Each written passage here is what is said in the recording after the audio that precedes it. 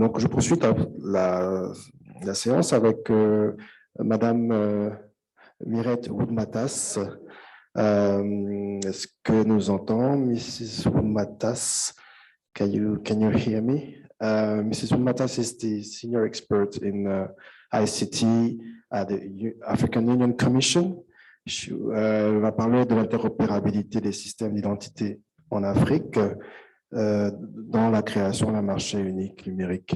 Can we check, please, if we have the objectives, but we will not put our side on. Hello, good afternoon. This is Mehret from the African Union Commission. Warm greetings on behalf of the African Commission. Thank you. Fantastic. Thank you so much. Good to hear you. I'll let down the floor. You have the floor now, please, to address us about your topic today. Thank you so much. You have, we've been told you have 10 minutes, so if we can try to make it during that time. Thank you so much for your understanding. Thank you. Do you see my screen? I do, yeah, we do. Thank you very much once again to get the opportunity to tell a little bit about the AU interoperability framework for digital ID, specifically the interoperability aspect of the digital identity in terms of creating the African single digital market. Before moving to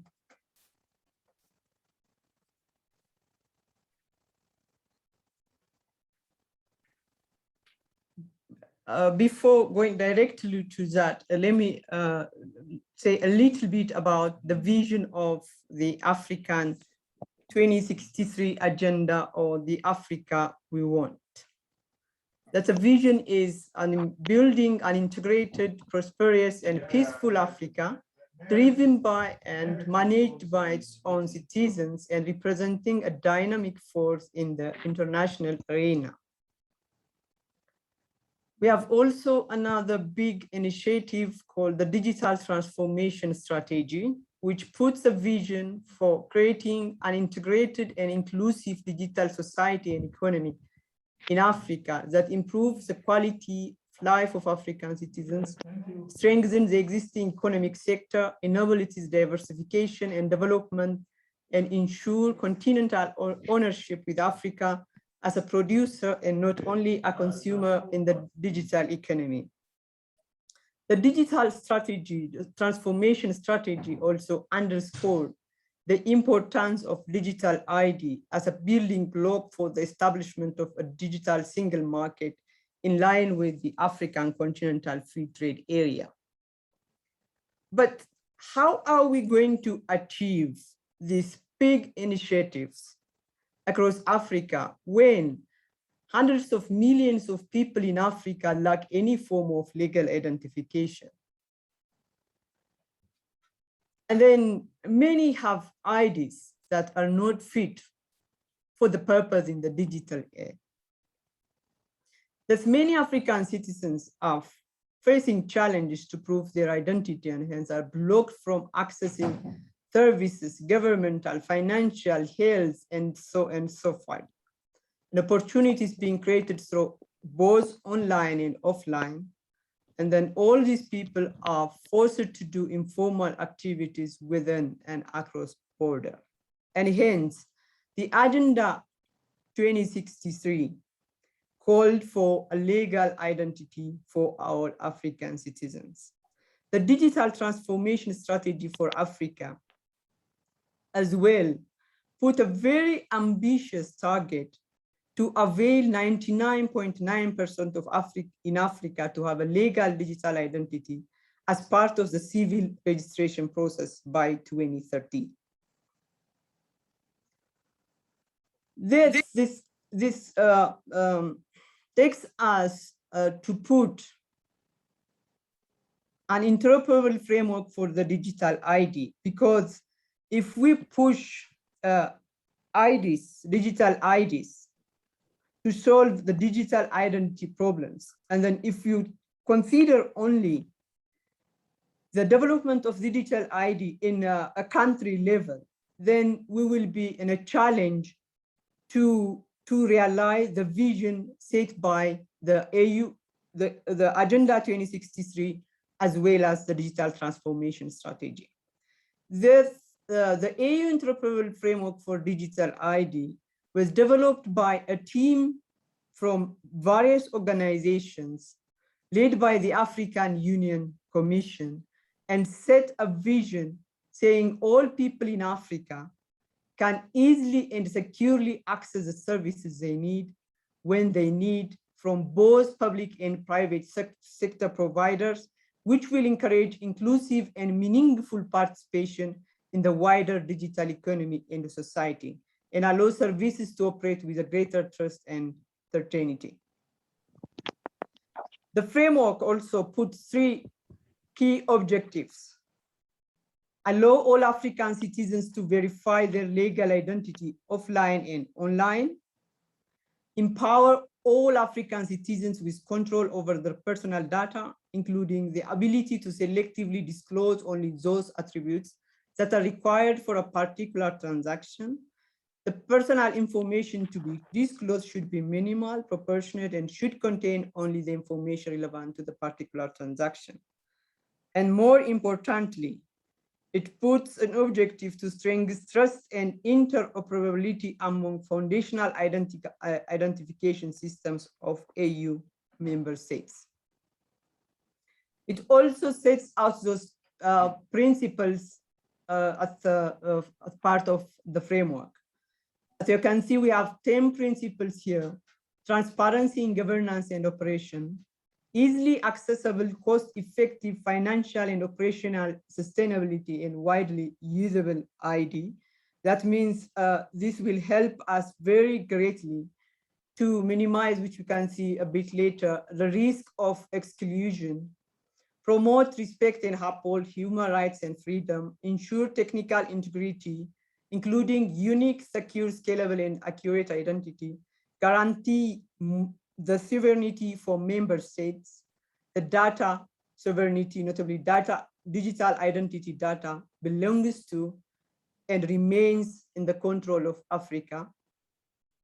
Interoperability is the other, open standard and prevent vendor and technology lock-in, protect privacy and enable people to control their personal data, including data proportionality through system design, safeguard data privacy, security, and rights through comprehensive legal and regulatory framework, establish clear institutional mandates and accountability.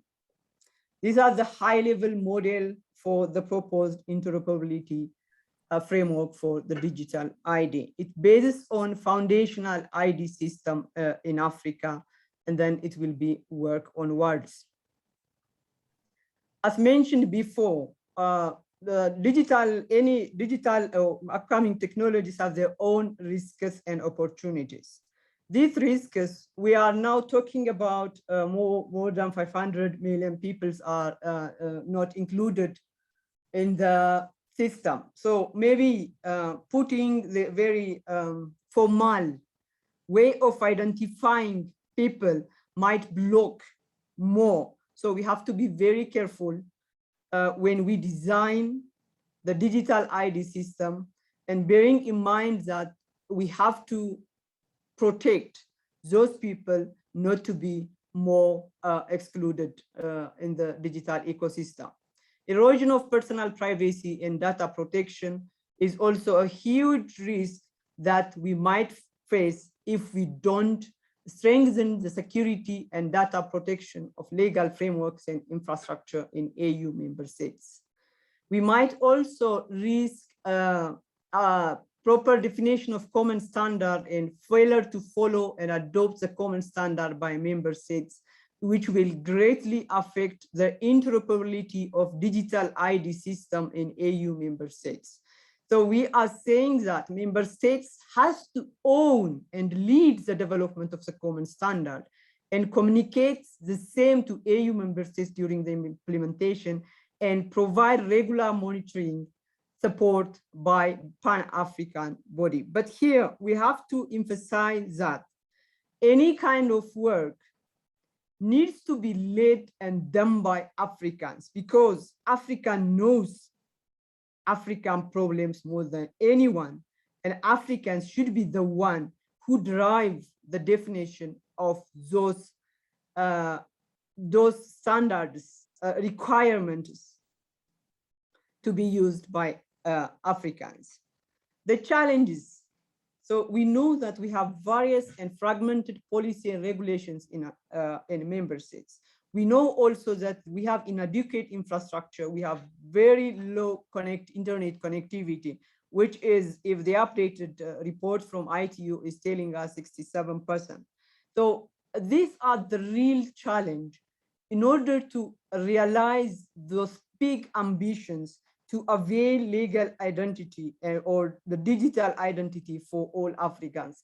We have to, member states has to participate and adopt continental frameworks, commit to implement and take necessary and required legal regulatory frameworks.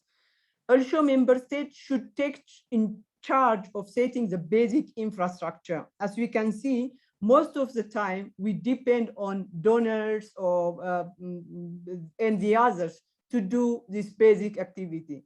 But this will give us maybe a temporary solution, but will never achieve the vision or the mission that we targeted to create unified, integrated Africa that represent, that have a power, not as a consumer, but a producer, and then an equal competitor in the digital arena.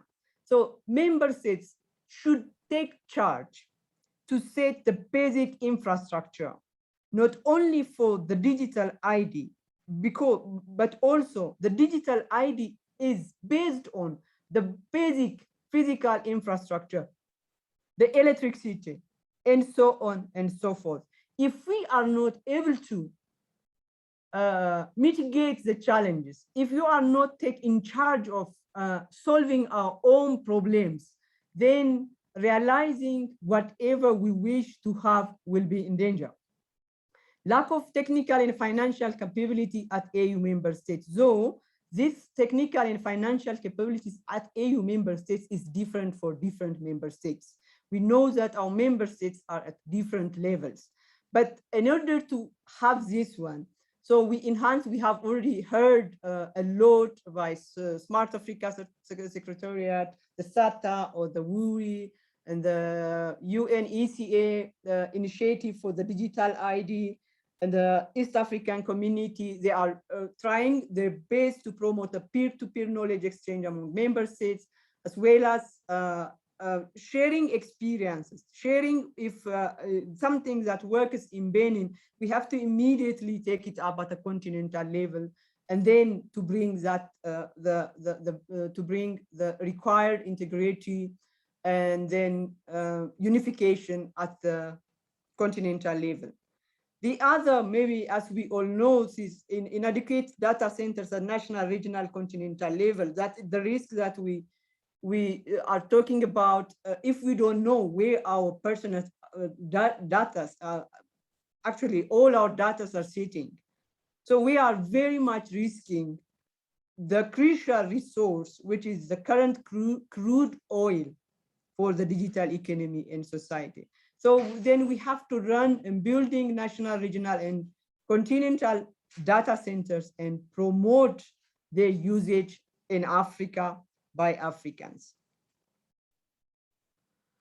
So just a quick on the roadmap for the implementation for the framework is what we are planning to do. It is now adopted, the framework is adopted last month by the executive organ of the African Union Commission. Then what we are proceeding, among others, are establishing the continental task force that lead and detail the interoperability requirement for Africa.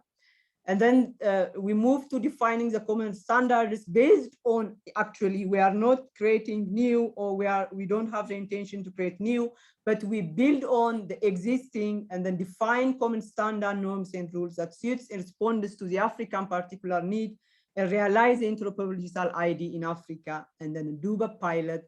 And then the last stage, we adopt and scale up a successful piloted projects in our member states. Thank you very much. Over to you.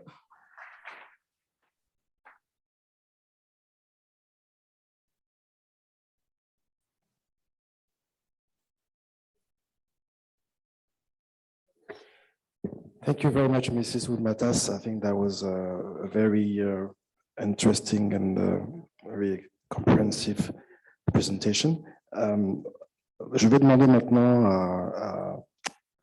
à le prochain intervenant de venir me rejoindre. Alors, ce prochain intervenant, c'est ni plus ni moins qu'un éminent également partenaire de notre événement, c'est le président de la CNDP et au Maroc, le secrétaire permanent donc, du RAPDP, Monsieur Omar, excusez-moi si je ne prononce pas très bien, Segrouchini. Voilà, c'est vos applaudissements, merci.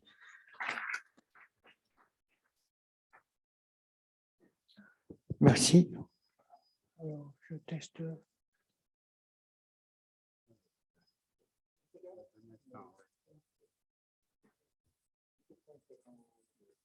Comme ça. Je fais un diaporama. Très bien. Bonjour. Merci pour permettre au groupe de travail du réseau africain de protection des données de s'exprimer aujourd'hui. En fait, le propos en fait va être un propos de tentative de définition de concept, parce que nous avons tous les uns et les autres des interventions parfois très opérationnelles, souvent très efficaces dans la réalisation des projets, mais parfois on se retrouve à parler des langues différentes d'un point de vue conceptuel et donc ne pas forcément parler toujours de la même chose. Ici, on va essayer de parler d'identité numérique et de ce qu'on va appeler une state privacy by design. La privacy by design, tout le monde sait ce que c'est. La state privacy by design, c'est encourager les États à réfléchir en amont à ce qui concerne l'architecture des identifiants qui vont être le support de l'identité numérique. Je vais essayer d'expliquer tout ça. Alors,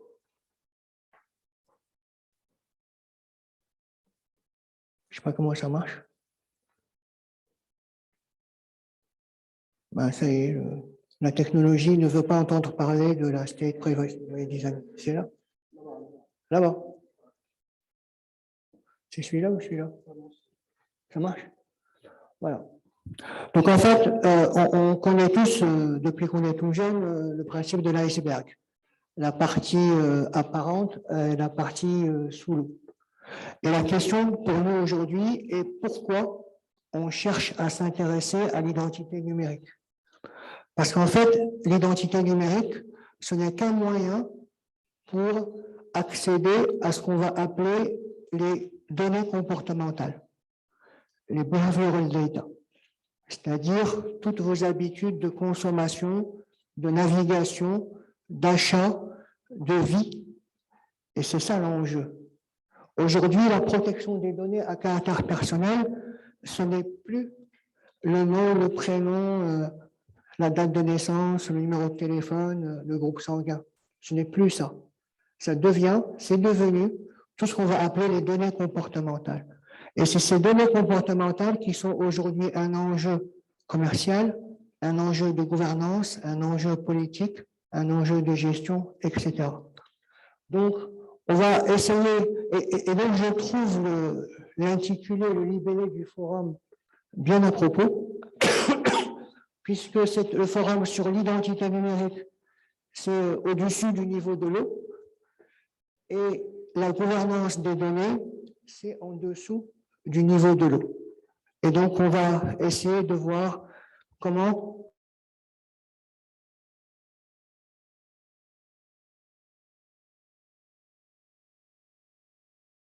vous comptez le temps pour changer de slide, vous le mettez dans le temps mort, s'il vous plaît. Vous me le faites et je vous dis. D'accord, très bien. Voilà. Alors, premier élément, c'est que peut-être qu'on devrait se mettre d'accord de façon définitive. Et je pense qu'au niveau du réseau africain, ça peut être un travail sur lequel on se positionne pour pouvoir échanger avec les différents partenaires sur ces concepts-là. C'est qu'on distingue entre authentification et identification et qu'on le fasse de façon très claire. Authentification, c'est du one-to-one. C'est-à-dire, j'ai une carte d'identité, il y a quelqu'un à l'entrée d'un magasin, je lui montre ma carte d'identité, il la regarde, il me regarde, et il me dit, je vous ai authentifié, ce que je vois devant moi, c'est le monsieur qui a, ou la madame qui a dans la carte, je vous laisse passer. C'est ce qu'on appelait ici un vérificateur humain.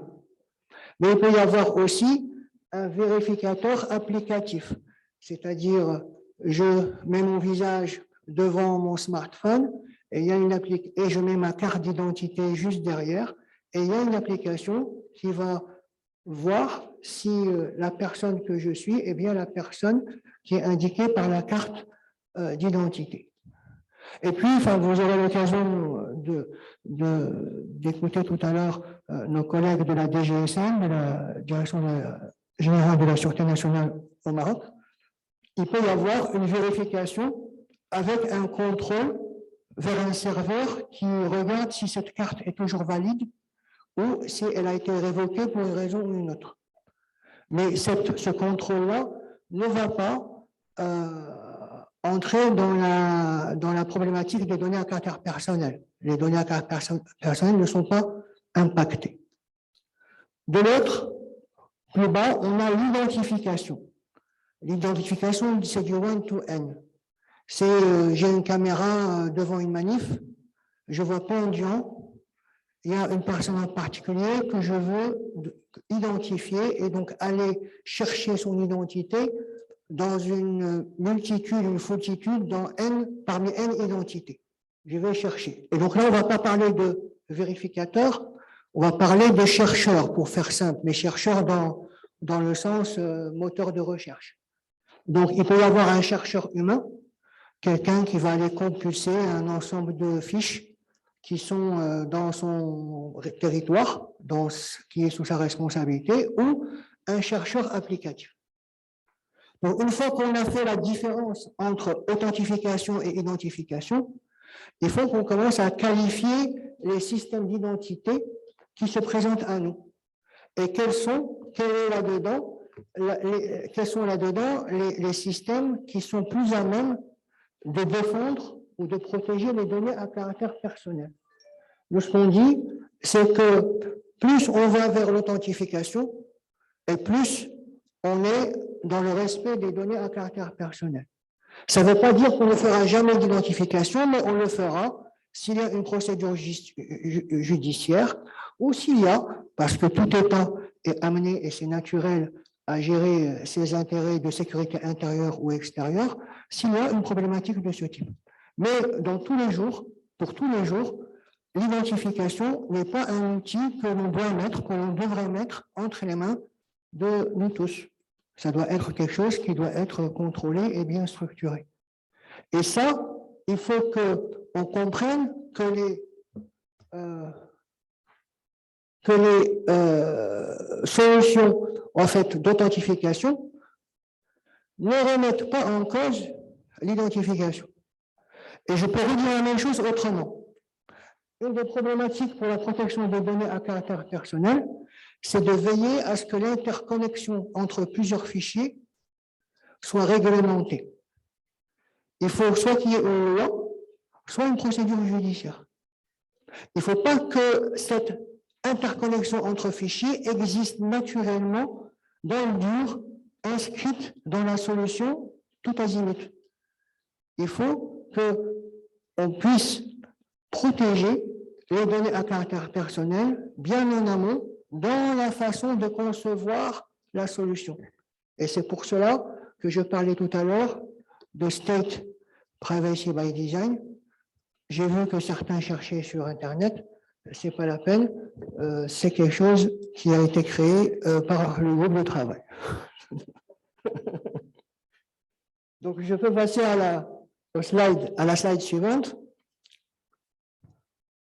Alors ça, c'est pour tester si la technique écoute ce qu'on dit.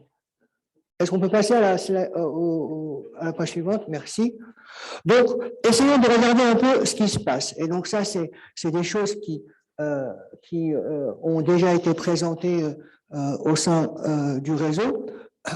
Mon identité, quand je suis au sein de ma famille, c'est mon prénom. C'est mon prénom qui va me distinguer par rapport à mon frère, ma soeur, etc. Mais on a tous le même nom. Si je suis au sein de mon quartier, ça va être mon prénom, mon nom et mon adresse. J'appartiens à ce quartier-là, mais c'est mon adresse qui va me distinguer. Et en fait, l'authentification, elle va permettre de trouver les critères qui permettent de distinguer une personne par rapport à une autre. Si je suis à l'école, ça va être mon nom, mon prénom, mon adresse, la date de naissance, mon lieu de naissance. Si je suis dans mon pays, ça va être tout ça, plus un numéro d'identité nationale. Si je suis dans le monde, et lorsqu'on parle d'interopérabilité, c'est qu'on est en train de se projeter dans un système mondial de gestion de l'identité, ben, ça va être des choses comme ça, plus ma nationalité, potentiellement. Et donc, on est tous familiers, enfin, nous n'en avons pas, ce n'est pas le sens de mon propos, mais on sait ce que c'est qu'un casier judiciaire. Un casier judiciaire, c'est un endroit où quelques faits dans la vie d'une personne sont notés, quand c'est des faits criminels ou de condamnation, etc. Alors, on peut repartir. On y va. Encore. Courage. Il y a aussi des problématiques de dossier patient, de dossier médical. Si on va plus loin, on doit se poser la question suivante. L'identité, s'il vous plaît, on va avancer, voilà. Aujourd'hui, on est en train, et on choisit exprès ici le mot de computerization, on est en train d'informatiser l'identité, ce qui est différent de la digitaliser. Et on va voir que ce n'est pas que jouer sur les mots que de dire ça. Donc, quelque part, on crée, chacun de nous aura une identité dans le monde, on va dire, informatique. Si on avance, on va se rendre compte que cette notion de casier judiciaire, un peu plus loin, elle s'étend au niveau, s'il vous plaît, donc l'extension majeure du dossier médical, encore un coup, et de ce qu'on va appeler toutes les actions qu'on va mener dans le monde d'aujourd'hui. C'est une espèce de casier judiciaire étendu, ce n'est pas que des condamnations, c'est tous les événements, tous les faits que l'on est amené à réaliser ici et là. Alors, nous, ce qu'on dit aujourd'hui, et encore une fois, s'il vous plaît, j'ai l'impression de devenir un coach de football. Bon, alors, c'est le triangle noir, c'est ça l'enjeu. Le triangle noir, non, s'il vous plaît, stop. Marche arrière.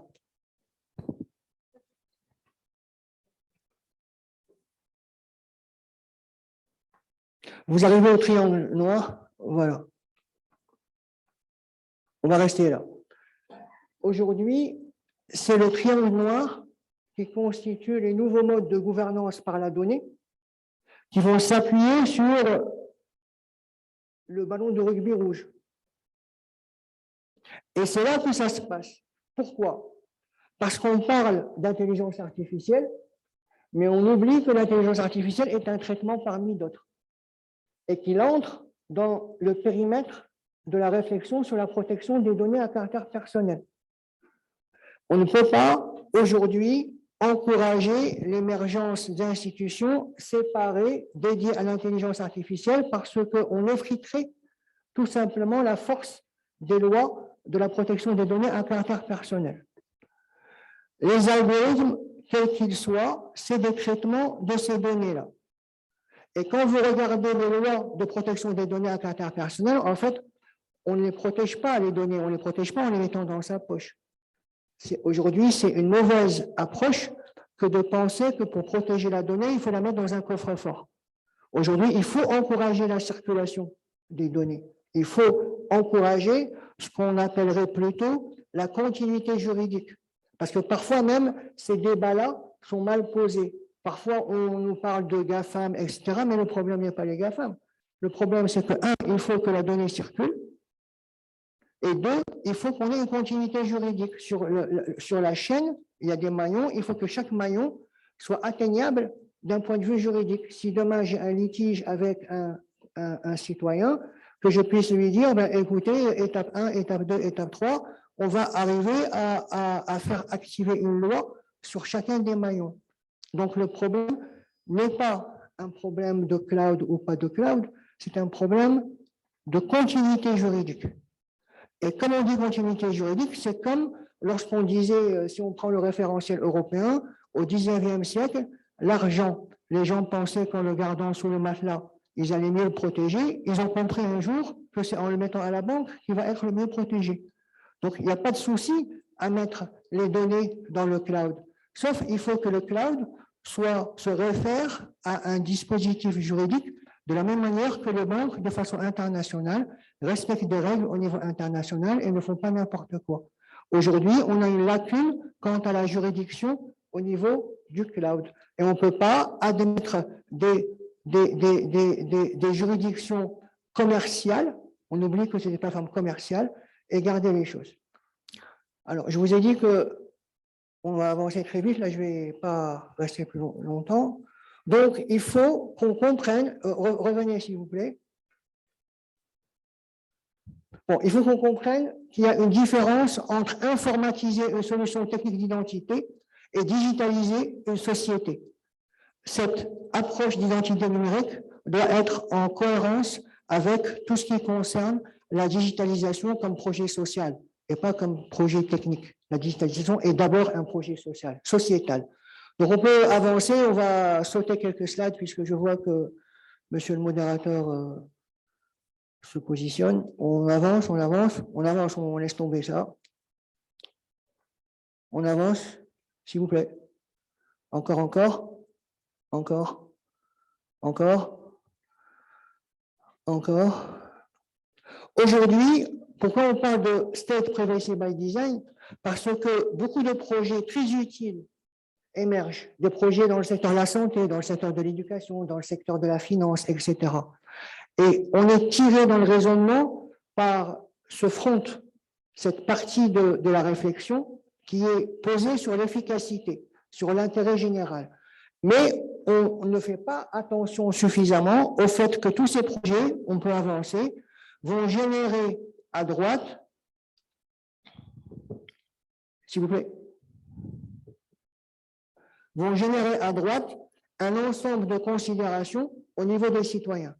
Ben, nous, ce qu'on dit, c'est qu'il faut réfléchir à l'impact sur les citoyens en même temps qu'on est en train de dérouler ces projets. Donc, on avance.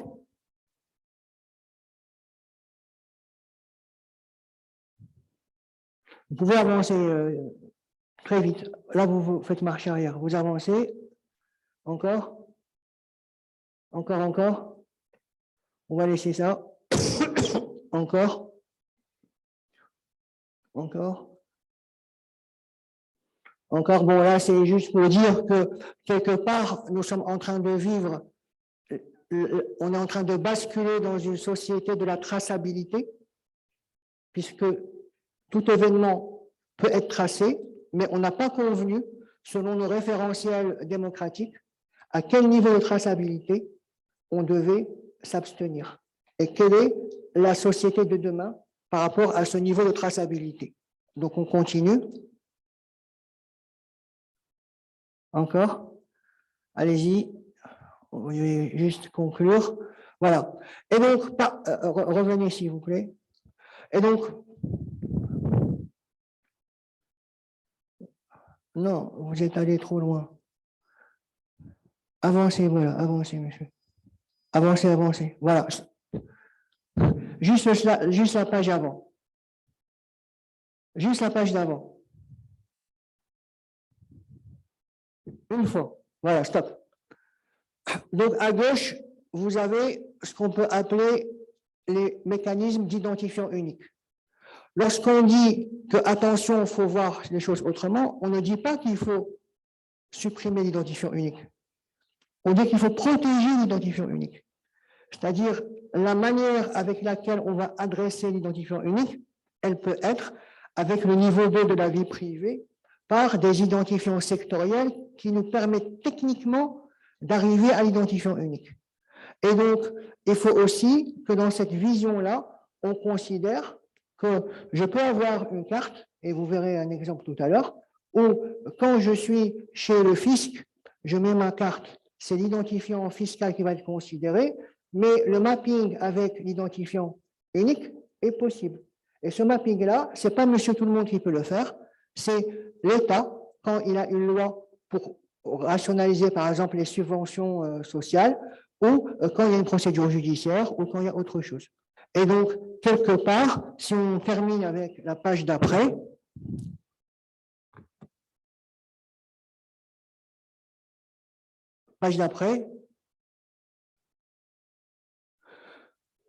c'est que, juste s'il vous plaît, la page d'après, c'est voilà. Donc,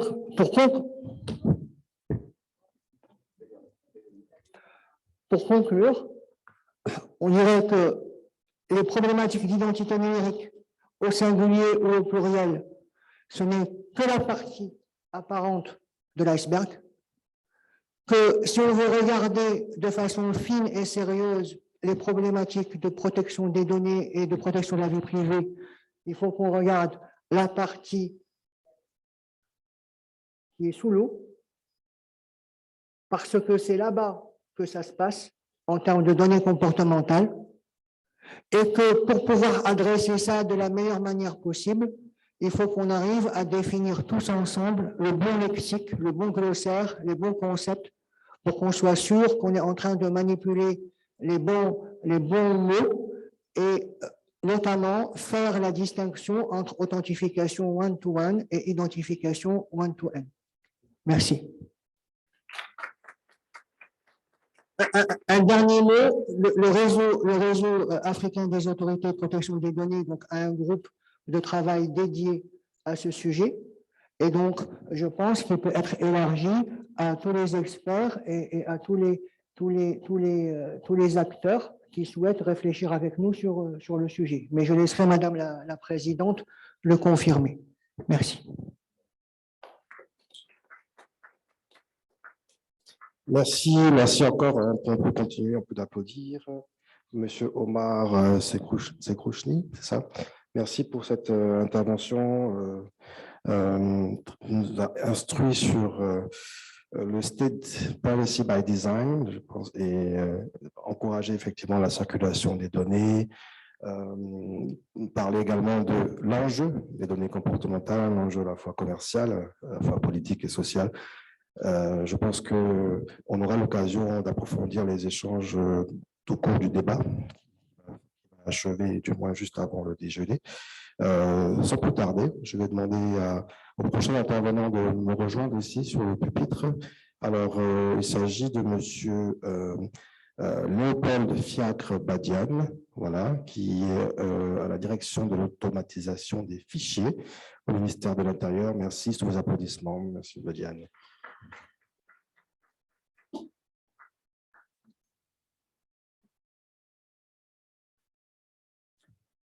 Bonjour tout le monde.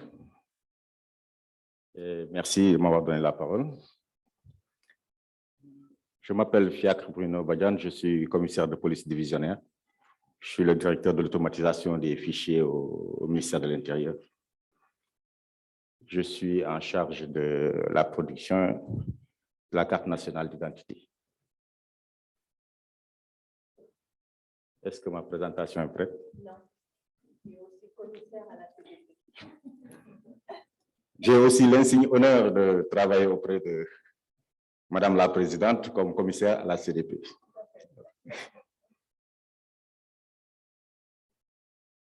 Donc, j'avais en charge de vous présenter l'expérience de la DAF en matière de gestion de l'identité numérique. Vous pouvez y aller.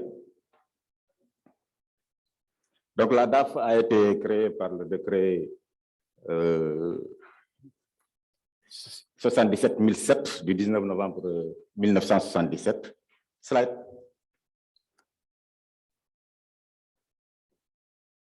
Donc, elle est chargée de la gestion des fichiers de population à but non policier. Donc, de la gestion du répertoire national des personnes physiques, de la gestion technique du fichier électoral, de la production, donc nous gérons les mouvements issus des révisions, des listes électorales, de la production des cartes d'électeurs et des listes d'émargement pour toutes les élections au Sénégal. Slide. Donc, elle est chargée aussi de l'étude et du développement de logiciels relatifs aux fichiers relevant du ministère de l'Intérieur, en rapport avec les directions concernées, de la coordination en matière d'automatisation et de télécommunication au niveau du ministère de l'Intérieur, et de représenter le ministère au niveau des différentes structures de l'État dans les domaines des TIC. Donc, nous assurons la continuité et le suivi de la mise en œuvre des systèmes de production de la carte nationale d'identité CEDEAO au niveau national, donc au niveau des commissariats de police, des préfectures, des consulats à l'étranger. Donc, nous avons 50 services de police au niveau national, 11 préfectures et 6 consulats où le Sénégalais, citoyen sénégalais, donc, peut se faire enrôler pour l'obtention de la carte nationale d'identité. Donc, en dehors de la carte nationale d'identité CEDEAO, donc la DAF est chargée aussi de la production de la carte d'identité des étrangers, donc qui représente la carte de séjour, avec la direction, en collaboration avec la direction de la police des étrangers et des titres de voyage.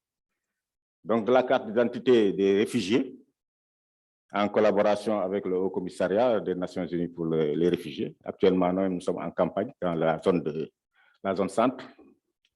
Donc, de l'immatriculation des enfants de moins de 5 ans. Donc, pour l'obtention du passeport. Il faut comprendre qu'au Sénégal, pour avoir le passeport, il faut avoir la carte nationale d'identité. Et donc, la carte d'identité est exigible à tout citoyen à partir de 15 ans. Mais elle peut être obtenue à partir de 5 ans.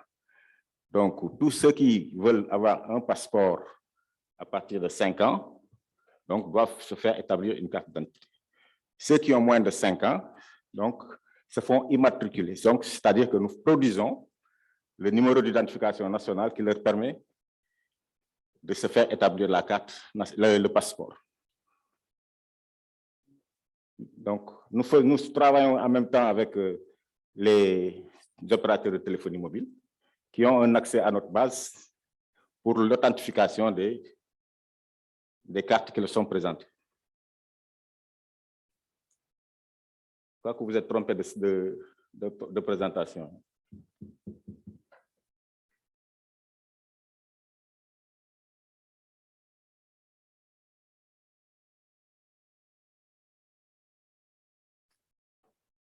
Les ressources humaines ne faisaient pas partie de ma présentation.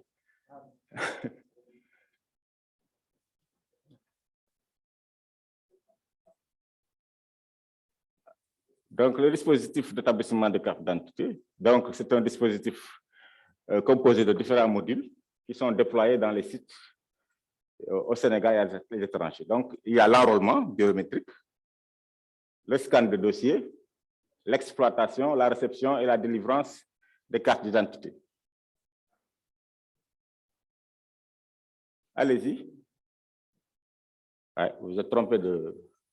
Ah, vous êtes trompé de... Oui, je vous ai déjà fixé celui qu'il fallait mettre. Ça, c'est le troisième.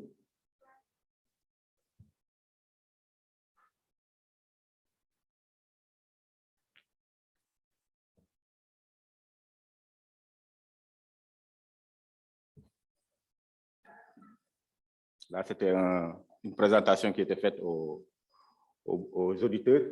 Donc, il comporte certaines données assez sensibles, comme la configuration du système lui-même.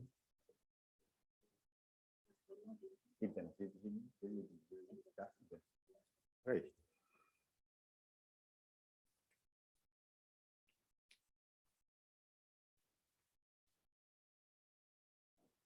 Attends.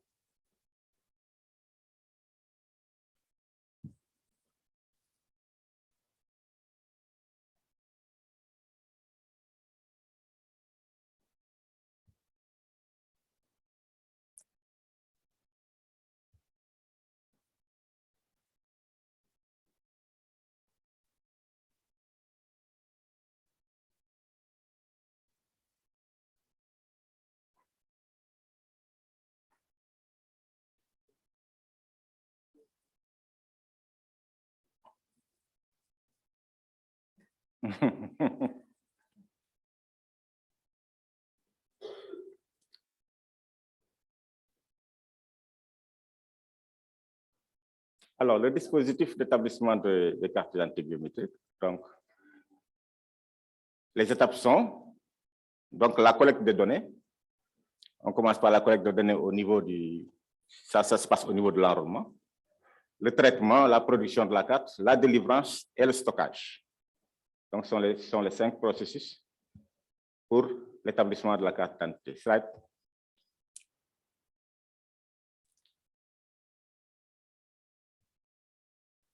Suivant. Alors, la collecte de données, elle se fait au niveau du centre d'enrôlement. Donc, nous recevons les dossiers physiques de l'usager. Donc, il présente la photocopie de la carte d'identité numérisée, c'est-à-dire l'ancienne carte d'identité, ou bien un extrait de naissance de moins d'1 an, un certificat de résidence ou un certificat de domicile. Donc, les données sont saisies, les données démographiques de la personne, la prise des empreintes digitales, le scan du dossier physique. Ça, c'est ce qui se passe au niveau du centre d'enrôlement, donc dans les consulats, dans les commissariats. Donc, au niveau central, nous traitons les dossiers, donc vérifier physiquement si les dossiers sont valables, donc les extraits de naissance qui peuvent être faux. Donc, les documents sont authentifiés et ils passent en phase validation. Donc, lorsque les dossiers ne sont pas valides, il y a un rejet qui se fait.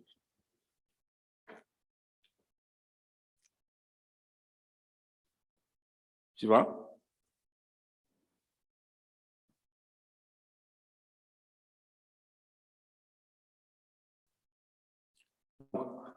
Après la phase validation, c'est la production de la carte. Maintenant, pour la délivrance de la carte, il y a un système qui permet d'authentifier la personne qui reçoit la carte par ses empreintes. Donc, la personne vient chercher sa carte et appose son empreinte digitale sur un lecteur qui permet de savoir que c'est la bonne personne qui récupère la carte. Donc, et automatiquement, la base de données est mise à jour, signifiant que la personne a récupéré sa carte. Et nous passons au stockage des données. Donc, les données sont stockées dans la base de données centrale. Donc, tous les centres sont connectés à la base de données centrale pour une unification du fichier des populations.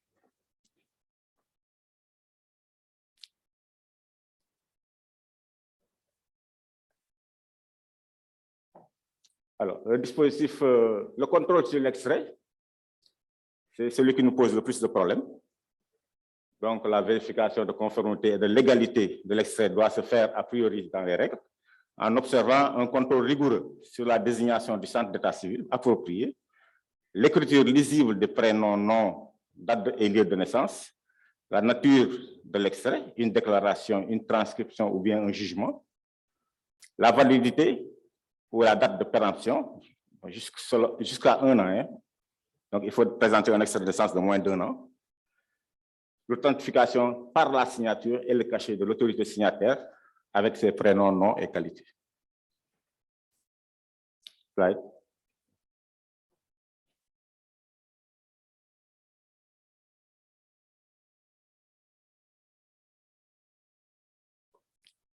Alors, les perspectives les plus que nous voyons les plus importantes à notre c'est le rattachement à la DAF de tous les centres d'enrôlement au niveau national et à l'étranger, parce que la DAF, les centres d'enrôlement, en fait, ne sont pas sous la coupe directe de la DAF, c'est-à-dire administrativement parlant. Elles sont sous la coupe soit des autorités administratives, si c'est au niveau des préfectures, soit au niveau de la DGPN, si elles sont au niveau des commissariats de police, soit au niveau du consul, s'ils sont au niveau des consulats. Mais nous avons heureusement la gestion technique, la supervision technique de ces centres. Donc, nous devons poursuivre le maillage du territoire parce qu'il reste encore à se faire. Donc, nous organisons jusqu'à présent des missions à l'étranger, puisque à l'étranger, comme vous le savez, nous n'avons que 5 consulats où nous pouvons enrôler les Sénégalais. Donc, nous sommes obligés de faire des missions à l'étranger pour voilà, enrôler les Sénégalais qui se trouvent en Amérique du Sud, en Amérique du Nord, en Afrique du Nord, et en Asie surtout, où il y a une très forte demande. Donc, la mise en œuvre aussi du répertoire des personnes physiques qui tarde un peu, qui est dû au fait que l'état civil n'était pas encore à point. Et là, nous savons, je crois que le directeur de l'état civil qui va passer cet après-midi vous montrera que l'état civil est en train de faire de gros efforts pour se mettre à niveau et permettre une interconnexion entre l'état civil, donc les centres d'état civil et la DAF, pour d'abord une meilleure authentification des documents d'état civil, mais ensuite pour la mise en œuvre elle-même du répertoire national des personnes physiques. Donc, ce travail est en train d'être géré à un niveau supérieur par le ministre qui est passé ce matin, qui vous l'a dit. Donc, nous attendons avec impatience à cette mise en œuvre. En attendant, la DAF a mis en œuvre une plateforme d'authentification et comment dirais-je, une plateforme d'authentification et d'identification pour un partage de données entre elle et les structures administratives publiques comme privées. Donc, comme l'a dit mon prédécesseur, cela ne peut pas se faire sans des textes. Nous sommes actuellement en train de tester cette plateforme avec la police, la DGPN, qui est notre partenaire privilégié, parce que nous avons des données qui partent des données biométriques jusqu'aux empreintes de 10 doigts d'empreintes, donc qui permettent à nos partenaires de pouvoir authentifier, ne serait-ce que les cartes qu'ils reçoivent, ou bien au moins identifier des personnes qui ne peuvent pas identifier et qui avaient déjà la carte d'identité étrangère. Donc, je disais tantôt, par parenthèse, nous avons eu à titre d'exemple, une dame qui a été, voilà, qui est décédée quelque part, qu'on a même tuée, et que les services techniques de la DGPN n'étaient pas en mesure d'identifier. Donc, il a fallu que la DAF intervienne dans ce sens-là, avec la prise d'empreinte, pour pouvoir rattacher cette personne-là à une personne qui était déjà dans le fichier de la DAF. Donc, quelque part, voilà, de temps en temps, ce qu'on peut faire pour... Voilà, merci Madame la Présidente, merci Monsieur les présentateurs. Merci infiniment, Monsieur Badian. Donc, je rappelle le directeur de l'automatisation des fichiers au ministère de l'Intérieur du Sénégal, qui nous a partagé une expérience ô combien importante sur la praticalité de la mise en place d'identité numérique au sein même de la République du Sénégal via le ministère de l'Intérieur. Alors, sans plus tarder, je vais demander également à une autre personne de nous rejoindre, partager avec nous aussi notre expérience d'un autre pays Nous sommes au Sénégal, mais nous allons aller au niveau de l'Afrique du Nord, au Maroc particulièrement, avec donc l'intervention de monsieur Yeshou Moussine, voilà, Moussine, de la Direction générale de la sécurité nationale, chef du programme de Maroc ID. Alors, sous les applaudissements, sans plus tarder, monsieur Moussine, vous allez bien nous rejoindre. C'est la dernière personne qui se situe entre la nourriture et je vous laisse donc voilà, je vous laisse donc le privilège de conduire cette dernier échange. Et vous avez pratiquement 10 minutes. Voilà, merci. Je vais essayer de faire vite. Bonjour tout le monde, Madame la Présidente, Mesdames les Présidents, Monsieur le Président des commissions nationales. Je m'appelle Yeshou Moussine. Bon, le hasard ou le planning fait bien les choses parce que tout comme mon homologue sénégalais, je suis commissaire de police divisionnaire et je suis chef de projet de la carte nationale. Donc, c'est à peu près la même chose. Merci.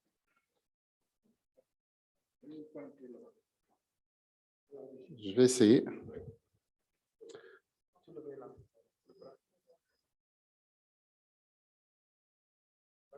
Oui, merci. Je vais m'approcher un petit peu plus.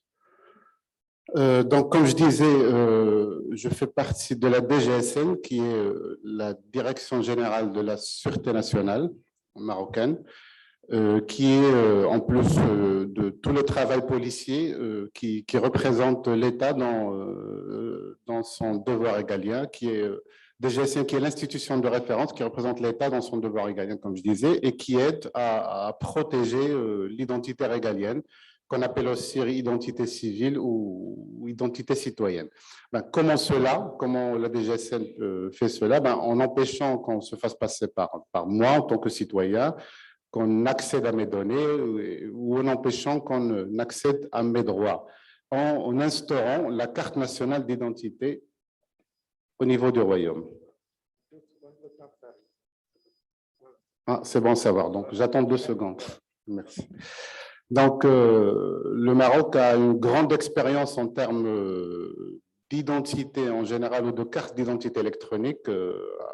Depuis 1950, que le Maroc produit des cartes d'identité, les premières étant en carton, jusqu'à arriver à 2008, où on a émis la première carte d'identité dite électronique. On va s'attarder un petit peu avec cette carte, la première carte, la V1, la carte nationale électronique, parce que ça représentait un tournant un petit peu au niveau du royaume. Le projet a été lancé, la carte a été lancée en 2008 et nous avons, tout comme M.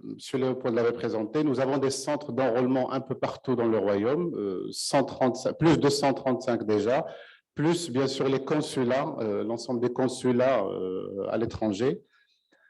Ça nous a permis de produire plus de 32 millions de cartes en 10 ans, plus des cartes de MRE, de Marocains résidant à l'étranger. On peut estimer plus ou moins actuellement à 85% le nombre de populations marocaines couvertes par ce système identitaire marocain. Mais 10 ans après le lancement de cette carte, on est face à de nouveaux enjeux. Pourquoi? Parce que je vais vous expliquer brièvement le fonctionnement avec cette carte nationale. Le citoyen se présente dans un centre d'enrôlement avec ses informations, les données qui le concernent. On vérifie ces informations. On vérifie aussi ces données biométriques. C'est pour faire de la déduplication, pour s'assurer qu'il n'y ait pas un citoyen qui revient une deuxième fois pour avoir une deuxième identité. Une fois ces informations vérifiées, elles sont stockées dans la base de données centralisée de la DGSN et ces mêmes informations permettent de produire une carte nationale d'identité électronique pour le citoyen. Alors, le citoyen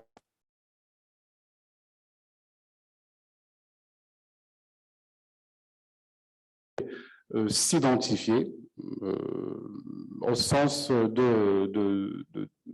de montrer sa carte nationale afin qu'on saisisse ces informations, ces données. Et pour certains partenaires, on pouvait aussi avoir un système de fiabilisation des données qui permettait à ces partenaires-là de fiabiliser leur base de données, être sûr que ce que contient leur base de données était des données fiables. On remarque qu'avec cette ancienne carte nationale, il y avait quelques limitations. La première, c'est que cette identification, soi-disant, elle est uniquement physique et visuelle, c'est-à-dire qu'on doit regarder la personne, on regarde la carte nationale et on essaie de dire est-ce que c'est la bonne personne ou pas. La deuxième limitation, c'est que pour les partenaires de confiance, pour la fiabilisation, il fallait se connecter obligatoirement au système d'information de la DGSN. Et là, on ne parle pas d'une connexion ouverte, mais bien un système de connexion privée entre les deux organismes. Et la troisième limitation, bien sûr, il n'y a pas de notion d'authentification ici. Il suffit qu'un opérateur ne fasse pas bien son travail, une personne peut se faire passer par une autre. Et la dernière limitation, la plus importante, c'est que tout cela est déconnecté du web. Il n'y a aucune notion d'Internet, il n'y a aucune notion d'authentification, d'identification à distance.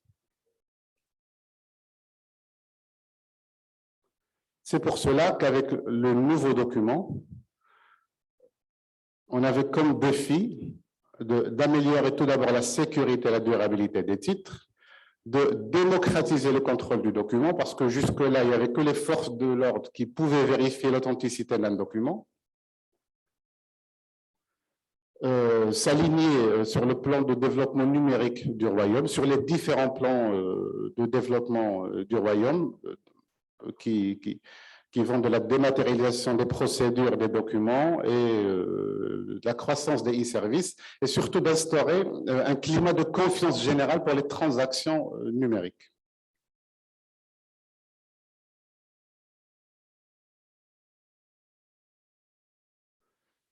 Et aussi pour lutter un petit peu contre le crime organisé, cybercriminalité et tout ce qui est contexte sécuritaire. Dernier point, et pas le moins important, le citoyen a été mis au centre de cette réflexion. Donc, la protection de l'identité des citoyens, de ces données, a été mise vraiment au centre du projet. D'ailleurs, nous avons identifié, enfin, nous avons identifié mutuellement avec la CNDP marocaine pour commencer des ateliers bientôt dans la réflexion de ce projet-là. Je vous laisserai à vous de juger pour ceux qui ont bien suivi la présentation de M. Sarrouchni pour voir est-ce qu'on a été bon élève ou pas. Dernier point, bien sûr, c'est la transparence des transactions pour le citoyen.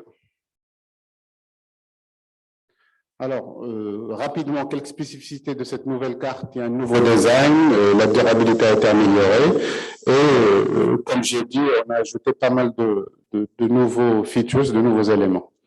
La carte contient une puce et une antenne qui la rend lisible par NFC. C'est du standard. Hein. On a voulu, pour tout le projet, on a voulu utiliser du standard.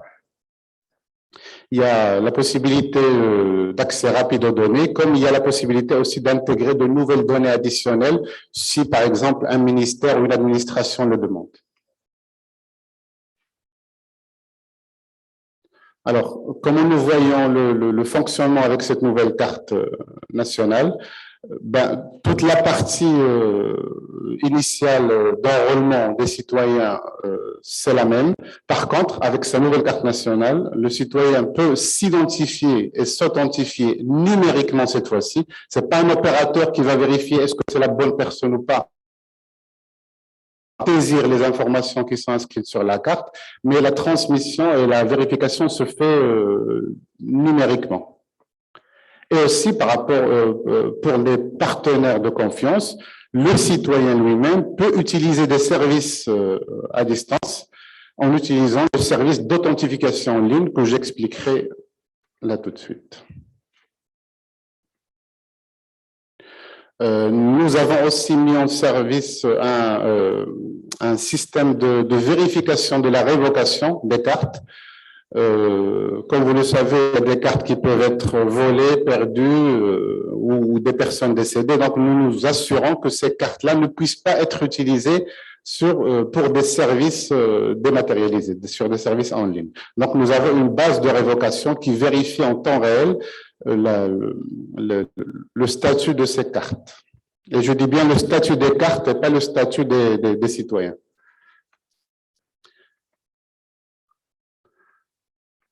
Donc, un petit résumé rapide par rapport à ce qui est l'identité nationale, comment nous la voyons. Au Maroc, l'identité nationale, elle est unique. Elle est donnée par le gouvernement.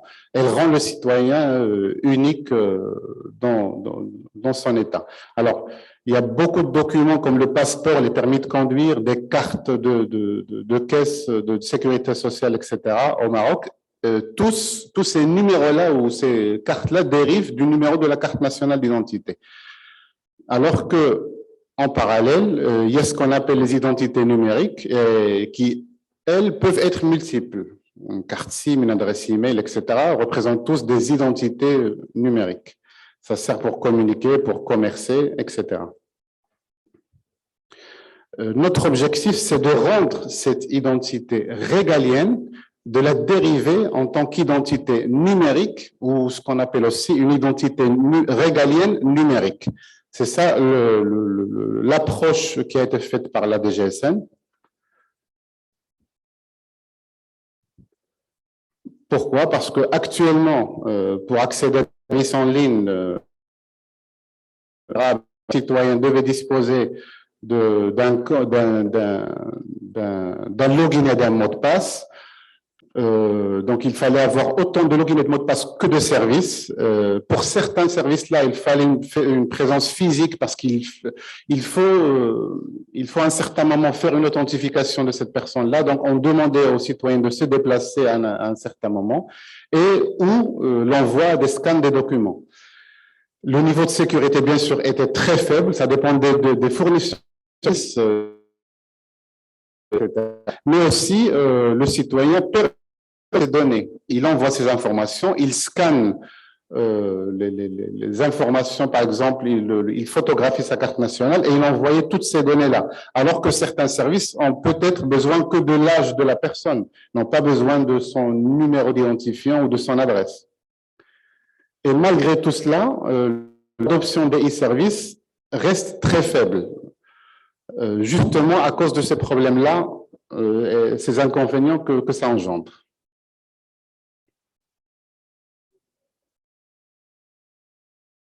Alors, ça c'est l'approche qui a été faite, qui a été entreprise pour le projet. Donc, les nouveaux services qu'on vient de lancer, c'est un service, c'est ce qu'on appelle la fédération de l'identité. C'est-à-dire que les citoyens, pour qu'ils accèdent à des services, qu'ils soient des services e-gov, des banques ou même des sites de e-commerce, passent par une seule plateforme, qui est la plateforme de la DGSN, qui est le fournisseur d'identité numérique, pour accéder à l'ensemble de ces services. Ça fait de la DGSN un tiers de confiance national pour l'authentification. Comment cela se passe-t-il? La première information, c'est que le fournisseur d'identité numérique, c'est-à-dire notre plateforme d'authentification, ne contient pas de données. Il n'y a aucune donnée. Si on veut connaître le nom, le prénom, l'adresse d'un citoyen, il doit s'authentifier, il doit utiliser sa carte, il doit lire numériquement sa carte afin d'envoyer ces informations-là au fournisseur de services. Le service de vérification, c'est-à-dire le service de tiers de confiance que met en place la DGSN, ne sert que d'un moyen de communication entre les citoyens et les fournisseurs de services. Donc, pour le citoyen, il a plus confiance et c'est plus pratique. Pourquoi? Parce qu'il a toujours une seule interface pour s'authentifier à l'ensemble de ses services en ligne. C'est notre rôle un petit peu d'éduquer le citoyen c'est notre rôle un petit peu aussi d'éduquer le citoyen afin qu'il n'introduise pas ses données un petit peu partout. Le citoyen ne doit pas s'amuser à envoyer ses données à plusieurs fournisseurs de services. Donc, notre plateforme se charge de cela. Ces données sont protégées. Pourquoi? Parce que ils sont chez lui, ils sont sur sa carte nationale. Pour le fournisseur de services que nous sommes, il y a une seule procédure, et on le verra tout à l'heure, il y a une seule application, un seul moyen de s'authentifier, ce qui fait qu'on a mutualisé les efforts au niveau de la DGSN, ce qui fait que pour le fournisseur de services, pas besoin d'acquérir des solutions de traitement d'image, de facial, pardon. Le fournisseur de services aura qu'à se connecter à notre interface directement pour exécuter cette authentification.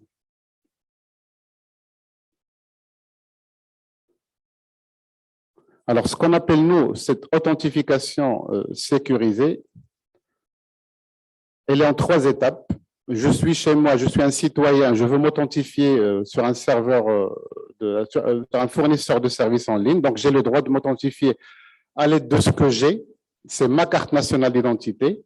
À l'aide de ce que je sais, c'est le PIN de ma carte. Et à l'aide de ce que je suis, c'est-à-dire un élément biométrique. C'est-à-dire que si quelqu'un essaie de se faire passer par moi, il doit me voler ma carte, avoir mon PIN, et je ne vois pas comment il pourrait me voler mon empreinte ou mon visage. Le citoyen garde toujours le contrôle des données, et pas seulement parce qu'il choisit avec qui il partage ses informations et quelles informations il partage. Si un fournisseur de services a besoin que de mon adresse parce que je vais me faire livrer quelque chose, ben, il n'y aura que l'adresse qui sera transmise, ni mes identifiants, ni d'autres informations qui me concernent. Et en plus, nous avons mis en place un portail pour que le citoyen puisse suivre l'utilisation de son identité digitale. J'ai mis quelques captures, comme ça vous voyez à quoi ça ressemble un petit peu. Mais en gros, quelqu'un utilise mon identité pour s'authentifier, j'ai une alerte et j'ai les traces sur mon portail de suivi de mon identité digitale.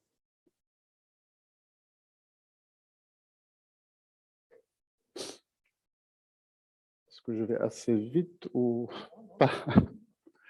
Alors, en quoi concerne l'offre de service qu'on est en train de lancer?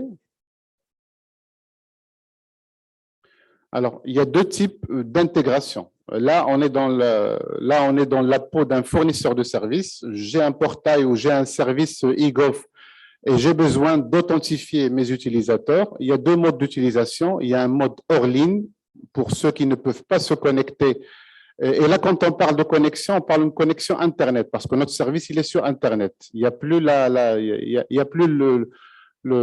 l'obligation de se connecter à notre système d'information. Et il y a le mode en ligne pour partager ces services directement sur portail ou sur application sur Internet. Alors, rapidement, le mode hors ligne, c'est pour contrôler l'authenticité d'un document dans une agence. Il y a le citoyen qui se présente devant nous. On veut savoir est-ce que c'est un vrai document ou pas. On utilise le mode hors ligne pour contrôler l'authenticité du document. On peut faire de l'enrôlement face à face, c'est-à-dire on saisit directement les données, on lit directement les données à partir de sa puce. Il n'y a plus de problème d'erreur de saisie. Et on peut authentifier aussi l'utilisateur, soit avec le PIN, son PIN personnel, soit avec son empreinte. Et là, on parle toujours d'un mode où tout est déconnecté de la DGSN. Alors, ces kits sont déjà disponibles et il y a déjà pas mal de partenaires qui les utilisent déjà au Maroc. Pour le deuxième mode, c'est le principe du mode en ligne. Le citoyen essaie de se connecter à un service en ligne. Imaginons qu'il veut se connecter à sa banque en ligne. Il se connecte d'abord et la banque délègue l'authentification à notre plateforme. Automatiquement, c'est une redirection. C'est comme ce que vous avez vu déjà, que vous essayez de vous connecter avec votre login mot de passe, mais vous pouvez quand même, vous avez un deuxième bouton pour se connecter avec un autre profil, Google ou autre.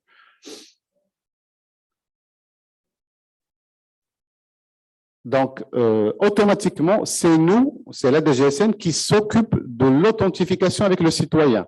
Là, c'est très important parce que le citoyen, lorsqu'il va saisir son identifiant, il va mettre peut-être son visage sur une application où il va saisir son code PIN, il le fait avec la DGSN. Il ne le fait pas directement avec le fournisseur de service. Et après cette vérification, c'est nous qui allons envoyer soit la validation, soit le rejet au fournisseur de service. Toujours en vérifiant notre base de clés publiques et de certificats révoqués. J'avais dit tout à l'heure que nous ne partageons pas de données. D'ailleurs, même la base de révocation, ce n'est pas des numéros d'identifiant, on se base uniquement sur les certificats qui sont stockés sur la carte. On vérifie les certificats numériquement. Pour ceux qui sont intéressés, pour ceux qui seraient intéressés, on utilise du standard, de l'OpenID Connect. Ça facilite un petit peu l'intégration parce que c'est ce qui est utilisé un peu par les GAFAM, par tout le monde. Rapidement, j'avais expliqué qu'il fallait ma carte, mon PIN, mon visage, etc. Mais en réalité, c'est un peu plus simple ou compliqué, ça dépend comment on le voit. Nous, on met à la disposition de nos fournisseurs de services plusieurs facteurs d'authentification. Il y a une application mobile qui s'appelle Mon Identité numérique, qui est une forme de deuxième facteur d'authentification qui est installé par les citoyens marocains. Il y a la carte elle-même, physiquement, il y a le PIN, il y a les empreintes, il y a le facial. Et c'est au fournisseur de services de sélectionner comment il veut faire authentifier ses citoyens.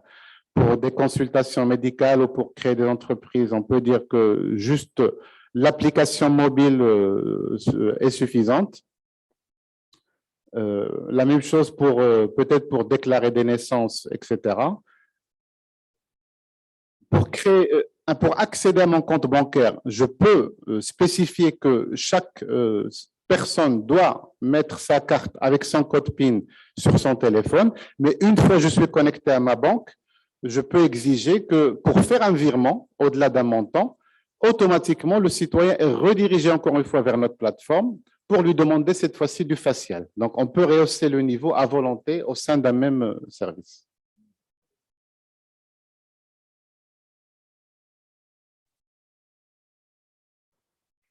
Là.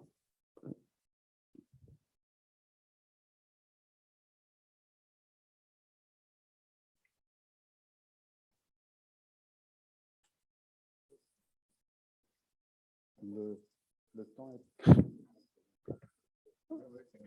C'était 2 secondes au début.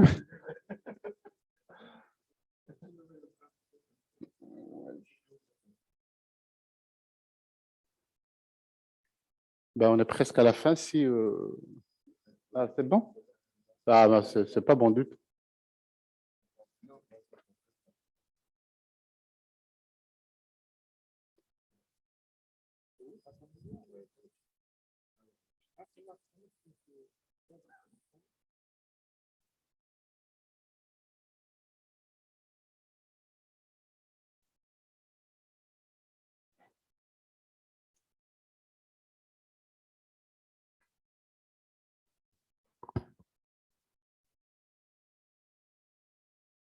Ben, si ça marche pas, je peux... exactement. Ben, voilà, ce que je voulais dire, c'est que ce système est en train d'être mis en place. Le citoyen a été au centre de cette réflexion. La protection de ces données, le contrôle de ces données et surtout la traçabilité de tout ce qui est fait avec l'identité de citoyen est possible avec les différents portails. Ah, d'accord.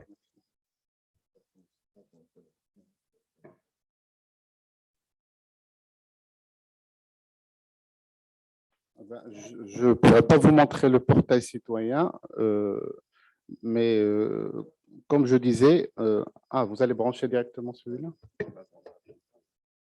Parfait.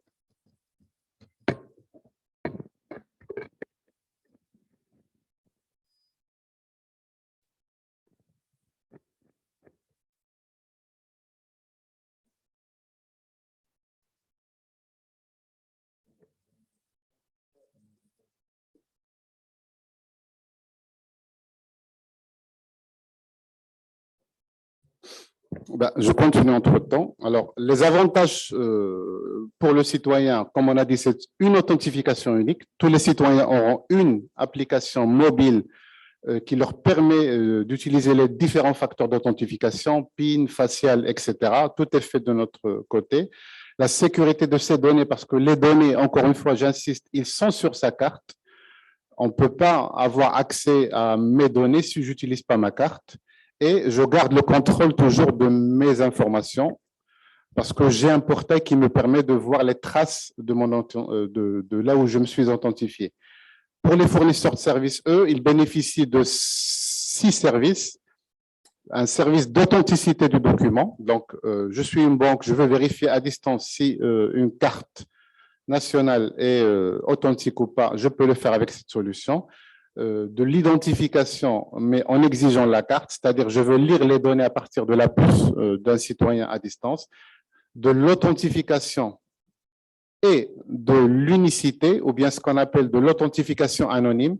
Je peux lancer une authentification à distance uniquement pour avoir certaines informations sans avoir des identifiants. Un service de révocation et un service de preuve numérique, c'est-à-dire nous gardons dans nos serveurs et là j'insiste sur ces informations parce que ce que nous gardons, c'est une preuve de passage. Quand une personne est authentifiée sur nos serveurs, on s'arrête au moment où cette personne est authentifiée, avec le niveau d'authentification utilisé. Après, ce qu'il fait avec ce service-là, ça ne rentre pas dans nos prérogatives, ce n'est pas notre rôle de voir. C'était tout à fait l'approche de M. Sarojny par rapport aux données d'authentification, on va dire, et aux autres données qui caractérisent. Comment vous avez appelé ça, M. Sarojny? Comportementales. Voilà, merci. Donc, je pense que les avantages par rapport à cette solution, on peut les faire ensemble, on peut faire des pages et des pages d'avantages, mais l'objectif de la DGSN, c'était de doter chaque citoyen marocain avec d'une identité digitale qui est activable quand il en aura besoin. Il n'y a pas besoin d'aller s'inscrire pour avoir une identité digitale, mais chaque citoyen marocain ou chaque résident marocain, dès la naissance, aura sa carte d'identité. Il aura automatiquement une identité régalienne digitale dérivée. Il l'activera au besoin. Il pourra s'identifier quand il en aura besoin. Je vous invite à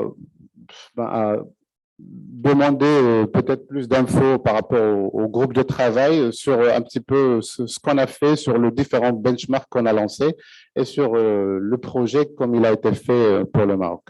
Voilà, c'est tout. Désolé pour cette dernière partie sans visuel. Merci à tous.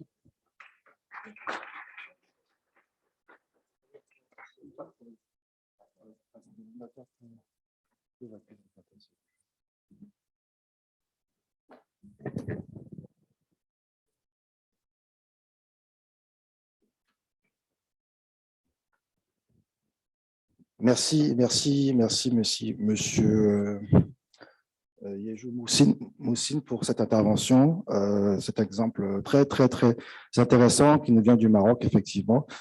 Suite à l'exemple du Sénégal, je pense que nous avons vraiment pu être enrichis de ces expériences-là. Nous avons aujourd'hui, cette matinée, pu parcourir l'ensemble des présentations. Et sans plus tarder, je pense qu'on va quelques minutes encore, si on peut se permettre, avant de partir à la pause déjeuner, pour avoir quelques questions de la salle sur l'ensemble des présentations qui ont été faites. Je rappelle qu'on a eu également dans la présentation de Madame la experte senior en TIC de la Commission de l'Union africaine qui nous a partagé son point de vue sur la roadmap qui a été mis en place, donc le cadre l'interopérabilité avec les mécanismes de confiance ainsi que les grands principes de transparence au niveau de l'Union africaine. Ensuite, on est allé sur un bilan qui a été partagé par M. Omar Cheikhrouni, président du CNDP Maroc. Donc, il nous a fait le bilan également des travaux issu de ce groupe de travail sur l'identité numérique. Donc, parler un peu de l'iceberg, en sachant que la gouvernance des données se situe dans la partie invisible de l'iceberg. Enfin, on a aussi donc eu l'opportunité d'entendre l'expérience du Sénégal avec Monsieur Badiane et enfin l'expérience du Maroc.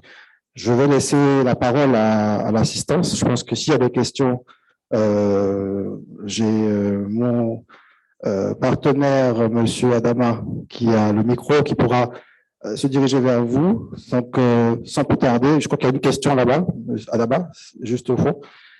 On va prendre trois questions. Voilà, on va prendre 3 questions.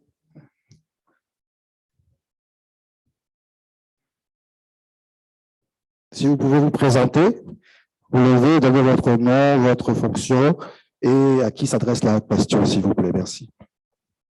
Merci.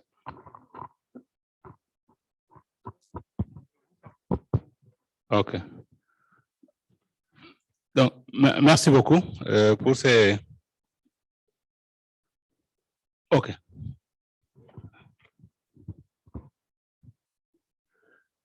Merci, je m'appelle Mamadou Thior, je suis le président du CORET, le Conseil pour l'observation des règles d'éthique et de déontologie dans les médias au Sénégal, l'organe qui fait de l'autorégulation, à la place du régulateur qui est le CNRA, le Conseil national de régulation de l'audiovisuel. Merci donc pour ces différents panélistes. Je ne sais pas si Mme Wood-Matas est toujours en ligne. La question lui est adressée. Tout à l'heure, dans sa présentation, l'ambition au sein de l'UA, c'est de faire en sorte qu'à l'horizon 2030, 99,9% des Africains aient une identification. Alors, est-ce que l'UA ne se montre pas trop ambitieuse avec un tel objectif? Parce qu'il a été souligné ici que le problème fondamental que nous avons dans beaucoup de pays africains, c'est d'abord la fiabilité de l'état civil.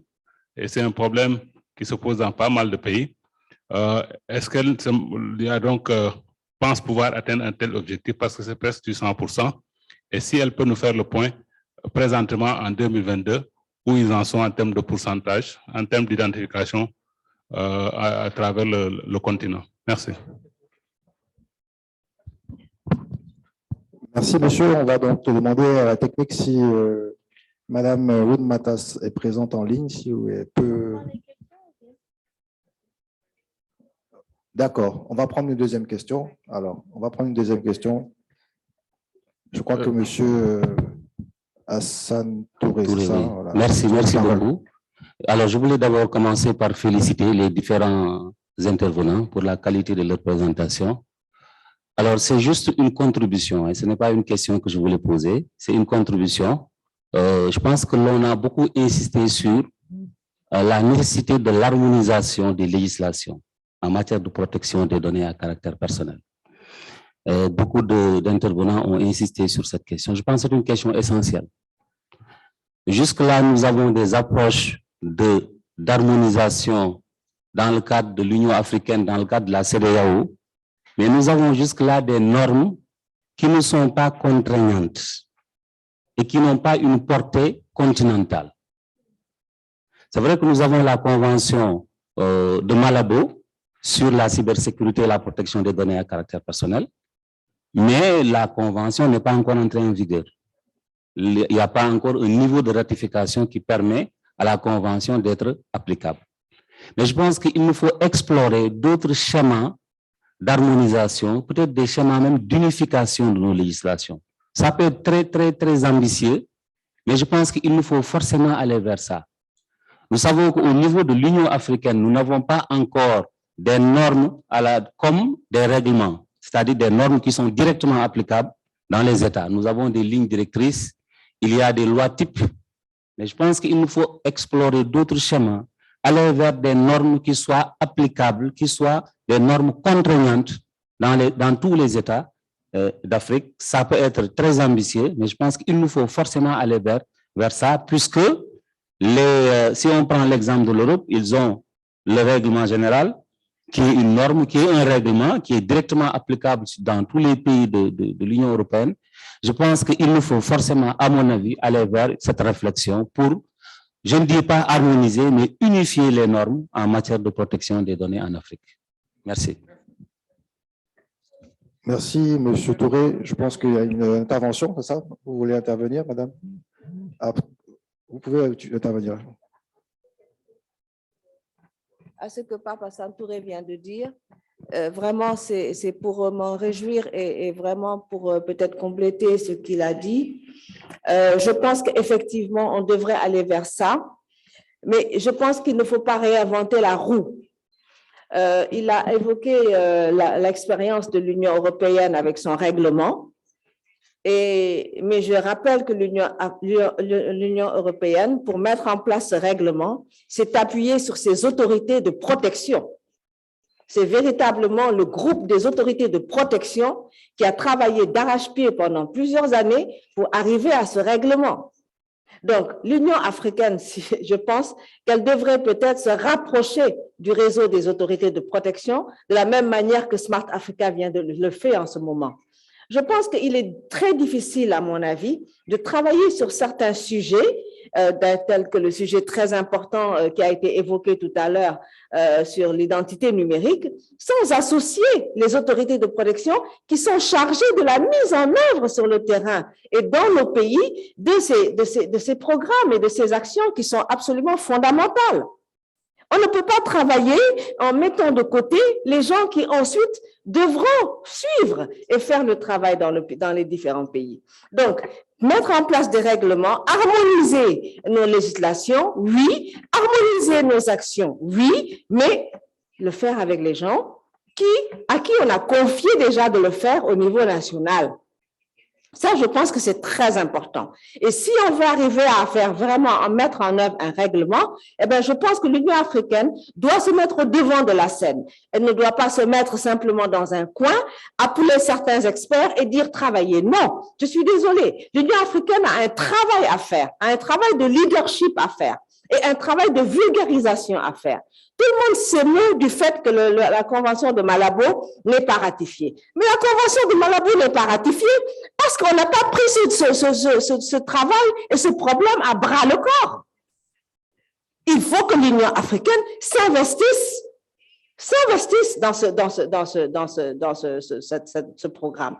Il faut que l'Union africaine accepte de dire aux chefs d'État, écoutez, arrêtons-nous, prenons une session particulièrement décernée à la protection des données personnelles, à la cybersécurité et travaillons sur le programme qui ont trait à l'environnement numérique. Mais tant que l'Union africaine ne pousse pas les États et nos chefs d'État vers ça, mais je pense que nous n'y arriverons pas. Et moi, je salue vraiment la volonté de Smart Africa. C'est vraiment pas parce qu'ils sont là que je le dis, mais c'est parce que je sens qu'il y a une réelle volonté d'aller vers ça et il y a une réelle volonté d'impliquer nos chefs d'État. Parce que je suis désolée, mais dans nos pays, quand nos chefs d'État ne sont pas impliqués, eh bien, rien n'avance.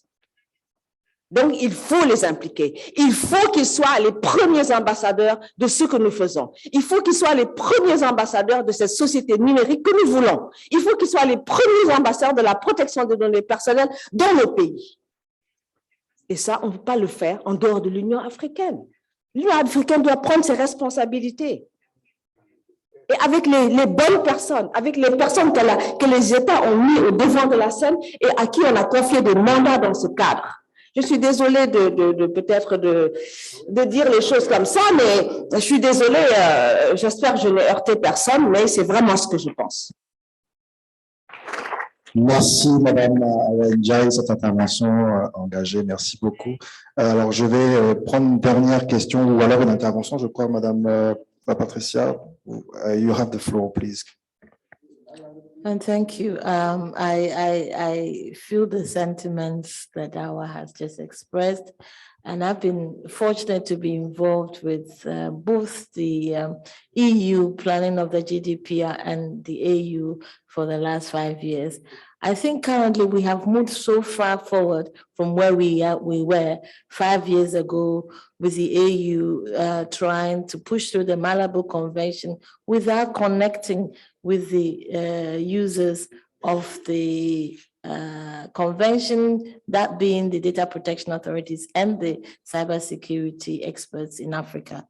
In the EU, for example, in 2004, when the draft GDPR was put out, there were at least 3,000 amendments sent from all the various EU countries back to the European Union to work through. And it took from 2004 to 2018 to be able to effect those requirements. So it wasn't as simple as it now looks to us that the EU came together and they passed their law. There was a lot of pushing, but it took about 6 to 8 years to make it happen. Now in Africa, the AU has developed the Malabo Convention. From its inception till now, nothing has happened but 4 countries that have signed, ratified the Malabo Convention. Why? Because of this disconnection that Awa has so elaborately explained. Now, I think currently we are beginning to engage more and more so. And I also emphasize that Smart Africa has really catalyzed the connection between data protection authorities and our objectives and the mandates that we have to deliver. Going forward, I think I agree with Mr. Turi's intervention about the need to find a uniform front, some standard regulations that need to be complied with in the region. I have the same sentiments, and we need to get from the point of harmonizing the rules to making it the standard for the region that all of us will have to work with. And I think from this week and our engagement with Smart Africa, that is the objective and the sentiments that we want to work with. Eventually, Smart Africa AU, the Africa Network, will harmonize their objectives, and I believe that it will happen very soon. Thank you. Thank you so much. I think we are pretty much to the end of this exchange. We want to basically give the opportunity for the African Union to share thoughts, because the question has been asked to specifically to the expert, Mrs. Wood-Matas. Can you hear me, Mrs. Wood-Matas, online? I would like to give you the floor, please. We'll hear from the African Union representative, and then we'll be able to conclude this morning session. On va juste donner la parole à la représentante de l'Union africaine, parce qu'il y a eu des échanges, des déclarations. On aimerait effectivement avoir le point de vue de l'Union africaine, s'il vous plaît. S'il vous plaît.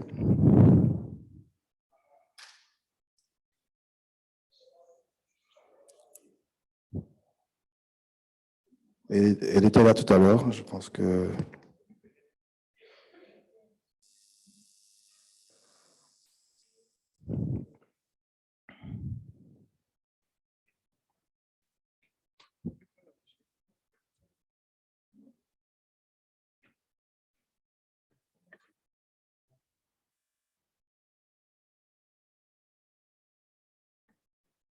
On l'a perdu ou... Ah, d'accord. On l'a en ligne, donc elle a entendu les échanges, je pense que... D'accord. Pardon? Elle pourra réagir après la pause, c'est ça? D'accord, ok. Très bien, donc voilà, donc je pense qu'on va essayer. Et Thelma, do you want to add something? Ok.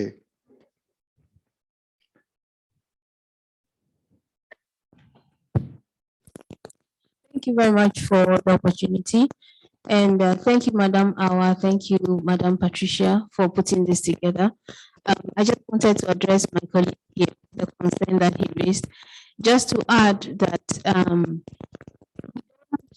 we recognize the fact that a lot of these guidelines, a lot of these frameworks are fragmented. And just to give you the assurance that the Africa Union and Smart Africa are working together in a complementary mode. So I just want to dispel the thought that it is too many projects on the same thing, but rather it is more in a complementary mode where we are working together with Africa Union. The Africa Union has developed the framework, and we at Smart Africa are running within the framework and implementing it directly by projectizing the framework and implementing the recommendations within the framework. Tomorrow we'll speak more about it, so you'd see it, but it's just to put you at ease that we started the process of harmonization. Thank you very much. Thank you so much, Thelma, for your contribution. Alors, ce que je vous propose maintenant, c'est bien entendu donc de clore cette session de la matinée et de regagner donc le restaurant pour le déjeuner. Nous donnons juste 1 heure de temps. Si on peut revenir pour 15h15, il est 14h14, 15h15, s'il vous plaît, 1 heure, tout juste, pour rester dans le timing. Merci à vous et bon appétit.